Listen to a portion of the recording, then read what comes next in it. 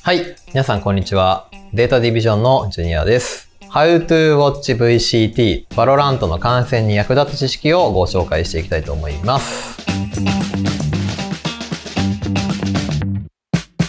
本日のテーマは、こちら、マップですね。ちょっとね、全部紹介するとあれなので、今日はマップについての最重要エリアについて簡単に説明していきたいと思います。はい。まず最初に平文。平文はですね、これはですね、A メインが大事です。これなんでかって言いますと、A メインってよく見るとあれ F 字路になってるんですよ。F の形。この F 字路のここ、根元をこう取ると、2箇所守ってるのことと同じになるんですね、これ。F 字路の根元を制圧してるかどうかっていうのがめちゃくちゃ大事になってくるので、平文は A メインが大事です。F 字路っていう単語と A メインっていう単語を出しておけば、舐められることはないと思います。じゃあ続いてですね、これバインド。バインドはですね、全部大事です。はい。バインドは全部大事なんですけど、言うなら両端ですね。B ロングと浴場、シャワーと呼ばれるポジションですね。ここが大事です。両方のエリアを取って、どっち攻めるか分かんないですよの状態にされるのが一番きついので、どっちかは取っておきたいんですね。守りは B ロングだけ取っておく。攻め側は絶対 A ロング、シャワーだけ取っておくかっていうやり取りが大事になってくるので、バインドは両サイドですね。これがね、大事になってきます。はい。アイスボックス。A メイン、B メイン、ミッドってあるんですけど、これもですね、両端が大事です。ちょっとね、ミッドがね、あるマップなんですけど、ミッドって結構難しくので使ったり守ったり攻めたりするの。なので、ここも両端を守ったり攻めたりして、お互いの読み合いですね。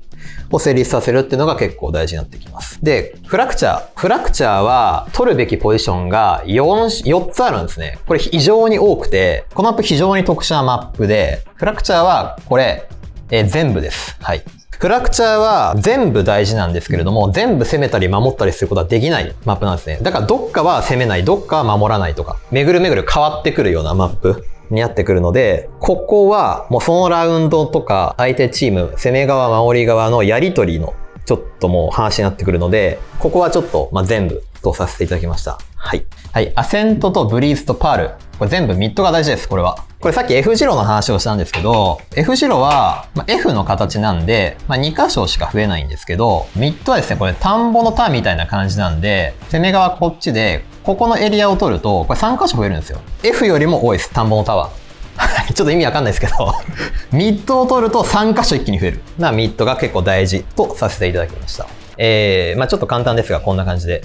でもちょっと基本的にでも平文、A メイン、F 字路、この単語ですね。これ覚えとくとマジで、そうなんだ、みたいな。こうやってよく知ってんね、みたいな感じになってるので、いいと思います。これを収録した時はまだ、ブリーズとバインドというマップがあったんですけれども、もしかすると、この動画が出てる頃には、このブリーズとバインドが今、競技シーンにはない可能性がありますので、その時は、昔こういうのがあったんだくらいで覚えておいてもらえると幸いです。本日は How to Watch VCT ということで、マップの紹介をさせていただきました。皆様の観戦に役立ってもらえたら幸いです。それでは皆さん、さよなら。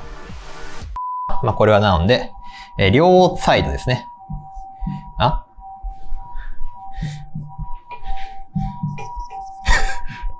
両端ですね。両端。